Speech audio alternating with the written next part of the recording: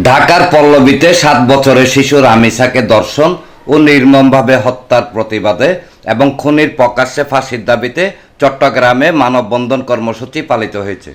শুক্রবার বিকেলে নাসিরাবাদ বন্ধু মহলের উদ্যোগে নগরীর হালিশহর বড়পোল এলাকায় অনুষ্ঠিত মানববন্ধনে বন্ধু মহলের শাওন, আরাফাত, মহিন ও ফরহাদ সহ আরও অনেকে উপস্থিত ছিলেন। রামিসা হইছে, কালকে আমার ভোট হবে না, কোনো গ্যারান্টি আছে? এই গ্যারান্টি কি প্রশাসন দিতে পারবে? কারণ প্রশাসন তো নিজে ঠিক নাই, সে কি আপনার জনগণের ঠিক দিবে? কালকে বাকলিয়ার মধ্যে একটা বিপদের ইনসিডেন্ট, সে কিছু বুঝে না, তারে বসন করার চেষ্টা আছে। এখন কি করে বুঝতে না? সাধারণ মানুষ কি করে জানতে পারে কোন ধরনের প্রশাসন? ডেস্ক রিপোর্ট, প্রগতি 24 টিভি।